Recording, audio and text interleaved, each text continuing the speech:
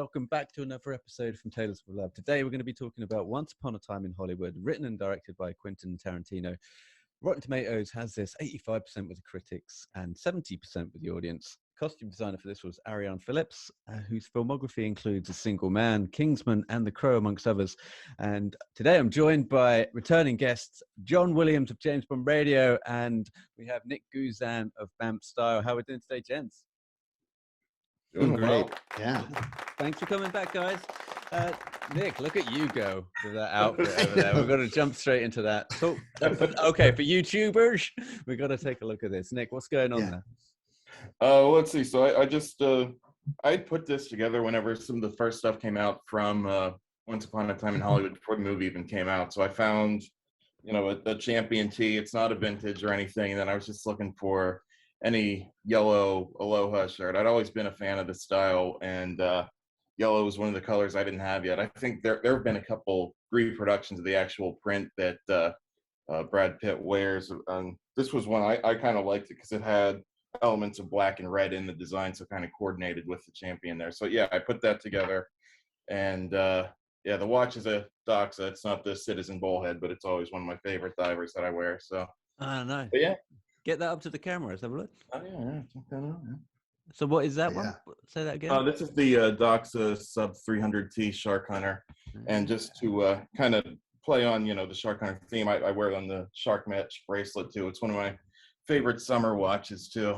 So attention. But yeah. So I just grabbed this stuff 3 summers ago, right before the movie came out, and it's one of those I try not to wear it all together because then it definitely looks like you're trying to pull off a costume, but the pieces themselves I like on their own. So nice. I think it looks great, man. I just rock it out in public, no doubt about it. Has anyone pulled you aside and go, "Oh, Cliff Booth, baby"? No, yeah. The only time I did wear both at the same time was like the week before the movie came out, and it was just for a party on someone's deck, but Nice. Well, looking a trip. John, maybe we'll start with you with regards to this film. Maybe your overall impressions. I know you're a local in Hollywood, so perhaps you can touch upon what in this film really leapt out for you and when you first saw it. Yeah, I mean, it documents the neighborhood I lived in for 12 years, maybe longer, 14 years. I moved to Los Angeles, to Hollywood proper. It was St. Patrick's Day of 2000. And we'll get into this, I'm sure, later, but I lived 3 blocks behind Musso and Frank. And being able to walk home from Musso and Frank is a dangerous thing. I have stumbled out of there. I mean, that location's been in so many films. Ocean's 11, where you think we need one more. That's Musso and Frank. That movie, I mean, that bar has been in everything. That's, Michael Madsen talks about how he got into a fight there with Turney while they were, Lawrence Turney, the big guy, the bald guy from Reservoir Dogs, called the cops evidently for Musso and Frank, said there's a fight down here. And the cops showed up and he started a fight with the cops. Love it. So, I mean, there's this rich history. So anything, Cinerama Dome, Chili John's, like all of that stuff, El Coyote, worst food ever. I mean, those are all, the places you go to when you first move to Hollywood. So it was just like a love letter. And, it's a film for me that gets better with time. Every time I see it, I'm like, I love it more, And like Nick, did you have you sought out any pieces, or have you looked upon this style for any personal influence? Nothing yet. Oh, actually, no. I'm sorry. Sorry, no, Nick. I actually didn't mean that. I know. I opened my mouth and something came out. Anyway, Nick, go for it. Oh no. I mean, other than this stuff that I put together, I was really curious about the boots that Cliff wears, the soft Minnetonka boots. And so ultimately I did go with a pair, and I saw I think they were reissuing them because of the popularity in the movie. And I was going between the soft sole and the hard sole. And it's like, do I go with the screen accurate soft sole? And then it's like, I'm not a tough guy like Cliff. I went with the hard sole. I figured that was better for wearing them out. And they are extremely comfortable. So yeah. Interesting. Well, look, we'll maybe I'll touch upon that now. The boots, because Tarantino is really famous for doing like the kind of upshot, start from the boots and scale up and doing those, huge panoramic vertical shots. So they do play quite a big part. Whenever boots turn up in a Tarantino film now, I do kind of get a little bit closer to the screen to observe it. And listening to a documentary about how Arianne Phillips put those ideas together, for Cliff Booth especially, these boots were going to be soft because he is actually a hard man in real life. So he doesn't have to have that hard boot to kind of telegraph that he's a hard dude. It's almost like a reverse of that. He is a hard dude, so he doesn't have to wear hard boots. And Rick Dalton, played by Leo, he has to wear the hard boots because he's trying to act hard, because he isn't actually hard in real life. He's only hard in his characters on screen. So yeah, I thought that was quite interesting. But yeah, so John, I was going to ask, did you actually have anything from this film that you picked out for yourself, thinking, oh, maybe that'll look good in my wardrobe? No, I do not. I mean, I love all that. And especially when I first moved here, I mean, the amount of vintage clothing stores in Los Angeles is extraordinary. Right. I do not have the patience, but I do have friends that go, and, especially when I first moved here, I was, 21 years ago. I had a friend who would pick stuff out for me, like purple Western shirts and crazy shit, If you're going out at night and if your guy friends aren't making fun of you and a girl doesn't tell me how, great that shirt is, you're not doing your job. Right. Okay. So when I see these vintage pieces, it just kind of reminds me, it's a very Los Angeles thing. I mean, they're everywhere and you really got to move with intent. I can't, it makes me crazy. I'm going to order from his website. Yeah, you can. Yeah, pay some lip service to the website. Yeah. Yeah. Get some links going there. Well, look, I was going to go for the Champion tee, the spark plug tee, but I couldn't really find anything online that looked like vintage enough. It looked like I'd have to age it myself, which I couldn't be asked to do. So I just got his like the Roadster tee. That's pretty cool. That he wears when some dude's selling this online. I'll link it to him. John, I'm really anxious to get into some of the locations on this. I know we touched about it, but were you around for the filming as well? Did you see any of this going on? I mean, he transformed Hollywood Boulevard. What he did was amazing. I'm curious to know how much money he spent. I mean, because he really did, take this one stretch of road and turned it into 1969. So when you were driving down the street, you would see it. And everyone in town knew Tarantino was filming. Right. It's just really cool to see that immortalized. And I moved to LA because I'm a huge fan of film, and there's such an endowment for film here. And they have all these tons of revival houses, revival cinemas where you get to see older movies. Tarantino owns quite a few of them, New Beverly, American Cinematheque and whatnot. So I get a kick out of that, the locations and seeing things in films. Oh, that's that corner. That's where I stumbled home or whatever. The biggest being the Cinerama Dome, the big dome movie theater that they show towards the end when they're turning on all the lights. I mean, that was my theater. That's where I went to all the Bond opening nights, Star Wars opening nights. I had my row, the whole thing. Oh, wow. It's closed. Is it? Is that the one where is it Margot Robbie says something at the end like, oh, I didn't know they're playing blue movies? No. That's the New Beverly Cinema, which was this little grindhouse cinema that everyone went to. You can actually see the schedule of the New Beverly on Jon Favreau's refrigerator and swingers. Like it's a little nod to everyone in Hollywood. That's where you go, $5, double features. And then at some point it was going to be closed and Tarantino bought it. So you can go there now. There's double features and it's curated by him and his people, which is really cool. In a couple of weeks, I've got tickets to I'm going to see a screening of Heat there. And you never know who's going to show up. Whoa. And then I've been talked into a double feature of Every Which Way But Loose, which one with Clyde? Yeah. The two with the monkey and Clint Eastwood.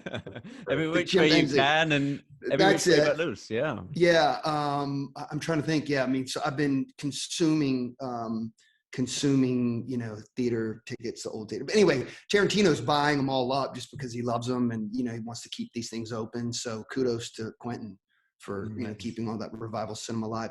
But that is his theater that she talks about showing porn down the street from El Coyote. Right. And when you say Um, he curates these films, do you he mean he he he turns up and picks does what. them? Or No, he, no, no. oh, He picks what's going to play, all and they're right. all his 35 millimeter personal prints. Whoa, A lot of that's them. Yeah, impressive. nothing digital. I bet Heat's gonna look fucking awesome on that. That is So Right. yeah, the back two rows are always reserved, and whenever like in the middle of the movie, I'll kind of go to the bathroom and get something to eat, and I'll look to see who's sitting there. Like, nice. it's a real who's who. Yeah. But he did a great podcast of this film from that theater. Um, and again, they painted it so it looked like 1969, and they left it. You know, a lot of the shops on Hollywood Boulevard, when they transformed it for the film, left it. They didn't say, hey, please turn it back to crap. No, we'll leave it. We'll take it. Nice. So kind of, if you were to go down that street right now, you kind of can see it. You know, see it, what they did. Oh, interesting. Um, Yeah, I heard about the airport. That is it LAX that they come into? Is that the one that's in Burbank what? Airport? No, the one that they're walking in, I can't remember if it's Long Beach or not, but that wall where when they're coming back from Yeah, Italy. apparently they never have to change that. That's like No, that's and been was the that same way. in Jackie Brown as well, Yeah, right? Is yeah. that where? Yeah, okay. It's been like that for a million years apparently, Yeah, so they never I have to should do know. anything different. Yeah, that's my favorite DiCaprio outfit, by the way. Oh wow. I'm Wow. a sunglass guy, and I love all the sunglasses. And Pitt always has great sunglasses, right? Oh man, yeah, he looks terrific in this. But he does kind of Totally. look. Have you Nick, I mean, how easy is it for you to kind of gravitate to a film like this and the style? I mean, do you enjoy writing about this? And does that article that you have on your website, does that get a lot of traffic for people trying to find these clothes? Yes, I would say that quickly became one of my most read. And again, like that was one that like I was really excited when I saw this coming out. I knew I was going to love the style of it, and so I kind of went straight to this, found out what I could before it came out, and put that together. And yeah, that still gets a lot of traffic. I've written other things about Once Upon a Time in Hollywood since then, but yeah, I mean, I was really drawn to this because I'd always felt not necessarily isolated, but just a little offbeat in the menswear community because there's a lot of great tailoring that's in focus. And you know, while I have a strong appreciation for great suits and stuff like that, I'd also really drifted closer to super casual styles, things like Hawaiian shirts and trucker jackets and like Western shirts. John, I know you mentioned.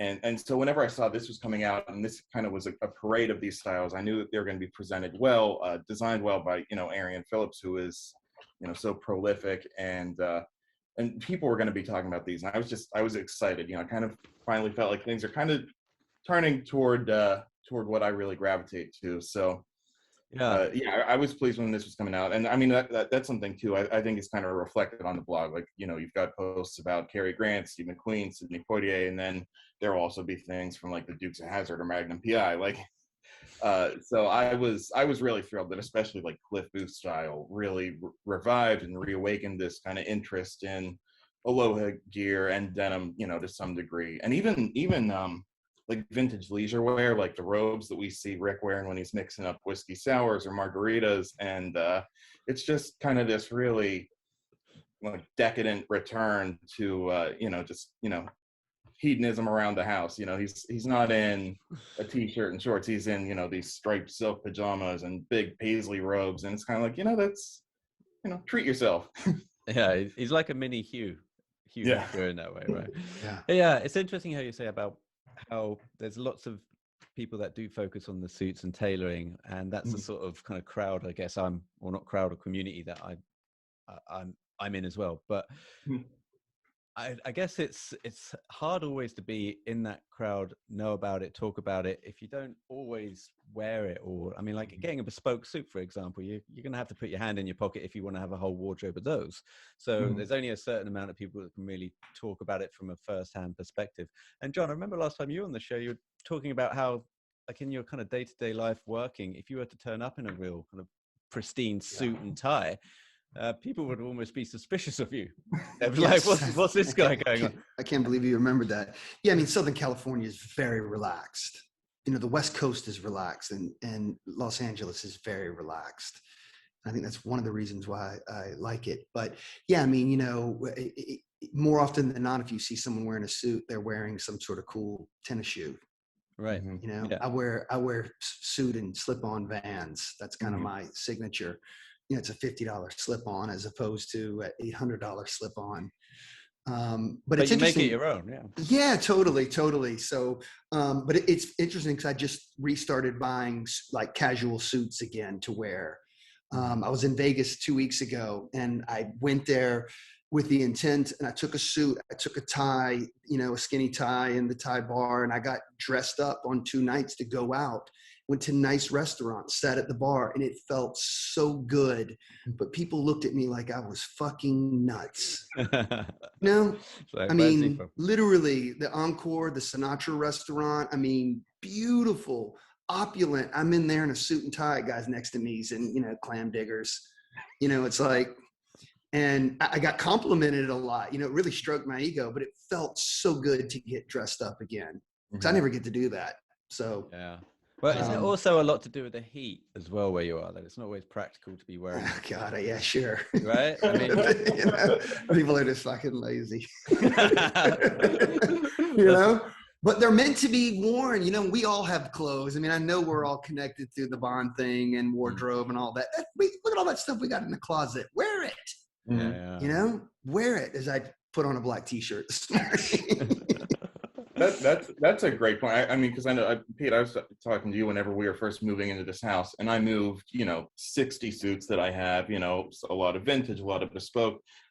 Whenever my company started returning to the office, even limited this summer, you know, it was just too hot to wear anything, and our dress code is, you know, business casual. So I just kind of they've been sitting there. Sometimes I wear them with, you know, a casual open neck shirt, but I've only put on a tie once since March 2020, and like that for me, that is a you know, wildly different reversal, because, you know, I always took pride in, you know, 3-piece suits, double-breasted, wearing all these styles that people weren't really seeing anymore, and it's just, you know, it's gotten too hot. Plus I feel like the fact that I also haven't gotten a haircut since January 2020. Sometimes if I put on a tie with this, you know, I feel like I've got a court date or something, you know. And you can get that knotted up there. You're doing the tie, and then the hair creeps round. Yeah. I think it looked cool, man. You know. Yeah. Thank you. Yeah. It's taken some getting used to, but it's, you know, it's kind of felt right. But then I'm getting married next October, so the big decision is, does the hair stay or does it go? You know, I got to try to figure out what that look is going to be. Oh, what man. does she say? Oh, whatever feels right. She says, you know, she's pretty cool. Wow, that's very Jesus. cool. Okay. And here's him directing her. You're going to be wearing this, and there's no argument on this fucking thing. Here's the outfit. I've got it pressed, all ready to go. I'm not even wearing my Cliff Booth shirt. Yeah. My moccasins. Hey, are the oh God, what is Craig wearing in Matera? Drakes. Oh yeah. Are those kind of like a modern version of the moccasin, right? I mean, is that kind of, are they? That's what I've heard people kind of reference them as. I haven't overly studied these, but they do look like a softer shoe, don't they? Yeah. And right? isn't there a change? Like there's one that's on the poster different to the one that he's wearing. So there's Do we have to buy them both? We'll have to go down that wormhole, but someone Right, sorry. No, I don't. But like, I was trying to make the connection. Yeah. Oh well, there's I am trying to introduce like tenuous Bond connections as a little treat. Yeah. Well, I was thinking about that too, because I mean, I'm looking at you know, Rick Dalton styles, and we know Sharon Tate goes to see the Matt Helm movie that she's in, and I think it's interesting too that, you know, Dean Martin in all the Matt Helm movies, he seems to kind of gravitate to the uniform of like a turtleneck with his tailor jacket or suit, and that sort of seems like Rick Dalton's go-to styles, having one of those mock necks or turtleneck with so. Yeah, there could be a spy connection there, you know. Rick totally. Yeah. I liked also when he did like that 70s film. There's a montage of him doing all the films when he's out in Italy, and he does a stunt going over the bridge, and there's this overhead undershot of him wearing like a Harrington, like Steve McQueen would. There's 3 Harringtons in this film. 3 Barracuda jackets. Oh, really? Oliphant's got the tan one. DiCaprio's got the blue one when he's doing the footage of where he's shooting the shotgun, and they're watching him on TV. He's got a blue Harrington, and he's got one from the Italian film. Yeah, yeah. Oh, nice. Yeah, nice. So, Lots, yeah. Love me those Harringtons. Sponsored by Barracuda. If only they could reply to their fucking large. I'm glad you mentioned that. Oliphant on the motorcycle. I feel like he is really going for the whole McQueen kit there. He's got like the baby blue V-neck too over the undershirt there. That looks almost like that famous picture of McQueen we've all seen. So yeah. And I did look up to the where DiCaprio was in that series. I think it was his episode of the FBI. Was that where it was? That had him in the dark Harrington with a shotgun, and it looked like in the original episode, Burt Reynolds is wearing that exact same thing. So that was interesting. They've done that. So he was going to play the Bruce Dern character, wasn't he? Yeah. Before he died, apparently. Hey, John, is Spawn's Ranch still a thing? Like, no, it burned down in some of the fires. But it was. Did they film anything down there? You know what? I can't remember if that was the actual location. I think it might have been. I'm not sure, but all this place is combustible. Yeah. And it didn't take much to just burn it down, It's funny, selling real estate, you should see some of the disclosures, like, buy at your own risk. Yeah. This could catch fire at any minute. Previously owned by Keith Richards. Fucker's combustible, that joint might still be lit back there in the wardrobe. So. Totally. I mean, and hang on. Now that we're talking about the hippies, I always thought that the get up with the mustache and all that very much like Dennis Hopper, right, from Easy Rider. Yeah. DiCaprio's look there with the tassels on the jacket. Yeah, that to me was Easy Rider. And I think that's quite an interesting point about the character as well, because he hates hippies from the start to the end of this film. But he's been made to look like a hippie by the director, isn't he? And he even says, look, how are people going to know it's me if I'm dressed up? You want me to look like a hippie? Yeah. But it's actually when he kind of loses himself in that outfit and that character that he actually becomes like a very good actor. He just kind of has that freedom, doesn't he, to really just throw kids on the ground and shout at the camera. But so that's interesting, like with all the kind of tassel jackets and stuff that he has to make him become the very essence of what he doesn't want to be and what he hates in life. Yeah. Totally. Well, gents, we've got to jump. We've got to hard out, all of us, because we've got to jump on another call. Is there anything from the film that, if it came up for auction, aside from the cars, which I think did come up for auction, that you would take away with you? John, anything from the film that you've got your eye on that you'd put your hand in your pocket for? The dog. A dog is awesome. Oh man, do you know what the book has the greatest backstory for the dog? I don't know if you gents had a chance to read it. I've started it. I haven't finished it yet.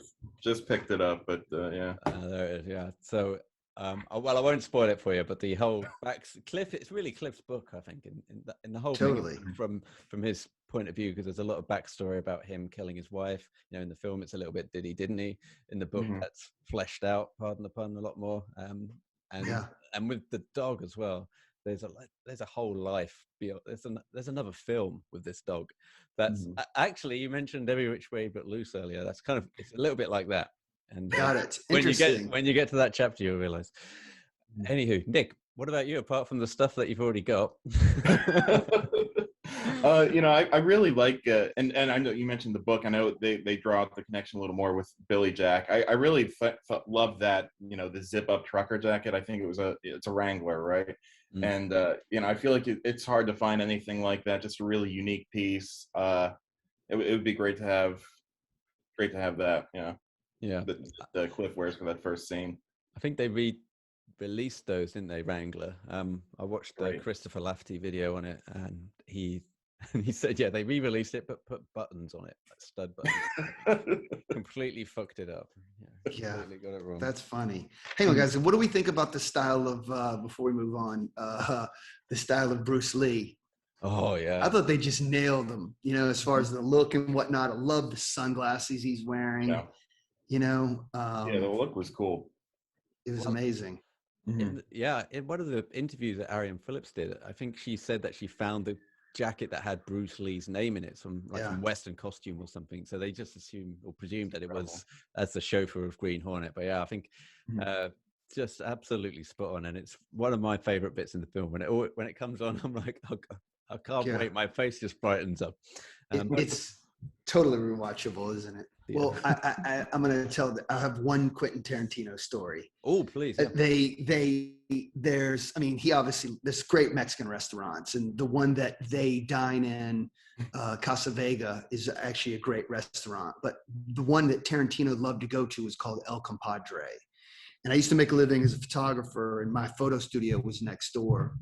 And my girlfriend, dear friend now, Julie Chi, is Korean. And we were at one of the booths, and Tarantino was by the back door at another booth talking to someone that they obviously were talking business. And as we were leaving, my girlfriend was in front of me, and Quentin Tarantino stopped mid-sentence, looked at her, followed her out with his eyes. And I kind of stared at him and, you know, kind of looked at him as I went through the door. So the one time I actually run into Quentin Tarantino, he completely clocked my girlfriend. Nice. I was like, yes. Man. She wasn't as thrilled, but I was more happy that this man was checking out my woman than she was. So that was the only time I've ever seen him, like, you know, in person. But Casa Vega, where they get assholed at the end of the film, is a great, great Mexican restaurant. But the one that Quentin loves that he always goes to is called El Compadre. So anyone who watches the show ever comes to LA, reach out and we'll nice. We'll have some flaming margaritas. You should do the walking tour. You know what? That's actually a good idea. Well, whoever comes, we'll hit all those locations. We'll check it all out. Absolutely. Sounds like it'd be a stumbling tour by the end. Yeah, they're at Compadre, the margaritas come on fire. There's a flame. They put a topper on it and light it on fire. I knew I picked the wrong lifetime to quit drinking. I knew it. You did a good thing. Oh man. Right, guys. It's not going to get any better than that. So we'll call it a day on that one. But thanks, John, Nick, for jumping on. John, we can find you at James Bond Radio. Some of the great episodes and the stuff you recently did, the Style with Brian Dobson as well. A few episodes back, people can catch that on there, and obviously a lot of the music that you like to curate down there is all good fun. Nick over at Bamf Style. I'll link to all the articles that you've written about this that I've spent some time researching. And thanks, guys, and I'll speak to you on the next one. Thank you. See ya. Yeah, thank you.